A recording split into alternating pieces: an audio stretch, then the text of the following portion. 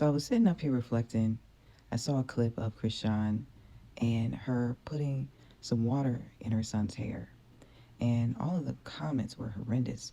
They were roasting her, just talking about how she's a deadbeat and how her son's hair should be done before hers and how he should be put together before, she even thinks about getting herself together and all of this. And it was just ongoing. And then there were a couple of logical comments thrown in the mix that said, that, well, a lot of toddlers, they tend to take out their hair when they're that little anyway. They really don't like getting their hair done. They really don't have the patience for it, nor do they um, appreciate it. Like, let's be real. But it really got me to thinking about the deep constructs of image and appearance when it comes to black culture and how strongly that has been embedded within us. You know, I even feel like it's been something that I learned that you don't step foot out of the house unless you're put together. All of these expectations and standards that people just go along with because that's what we have always known. But then I had to ask myself, where does this really come from? And I got the download that it's the one thing that we have control over. When you really think about it, I feel like that is why image and appearance is so important to black culture. It's like make or break. It's like life or death. If you step foot out of the house and your hair looks a mess, or you don't look so presentable, people judge you because we automatically are judged off rip.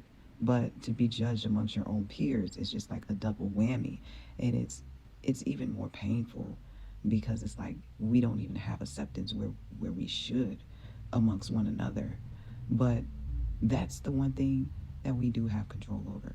We don't have control over, whether or not we're gonna wake up tomorrow. We don't have control over, you know, what somebody else is gonna say or think about us. We don't have control over the system, the government, all of these other factors that's one thing that I feel like gave us a sense of control. And so one little thing that's off or out of whack, it's like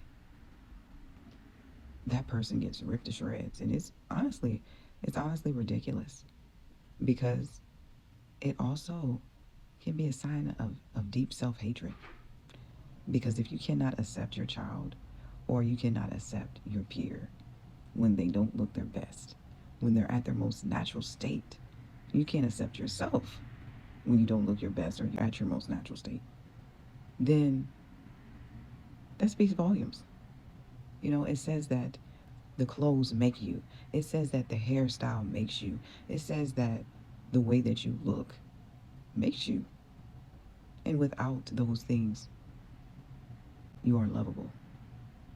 You aren't up to par. You aren't enough. And that's the furthest thing from the truth. And I feel like in these cases where women are bashed and judged, ridiculed because of simple human moments, nobody knows what that person went through that day. Nobody knows everything that took place, but they just jump to conclusions and assumptions and throw labels out there. Now, when it comes to Krishan, that's a whole nother story. I'm just talking about the example itself. Because hey, think about Beyonce. When Beyonce first allowed Blue Ivy to start being seen, people were judging her because she was allowing her natural hair to be shown. And so she became the subject of ridicule. Why she got her kid coming outside like that? But nobody else seems to do this as much in these other cultures, in these other races. They can come outside, walk around in pajamas, go to the laundromat, the grocery store. Nobody won't say nothing because I feel like it's the other things that really matter. Is that child being taken care of emotionally? Is that child being taken care of mentally? Are they being read to? Are they being fed? Are they laughing? Do they have joy? That is why I feel like sometimes it's disheartening because it's like, what is the true definition of perfection? Does perfection really exist? It doesn't. But these negative judgments and these standards that we uphold within our community, it sometimes it's demoralizing, and it doesn't allow room for humanness. It's like, can we be human or not? Even in 2026, can we be human or not?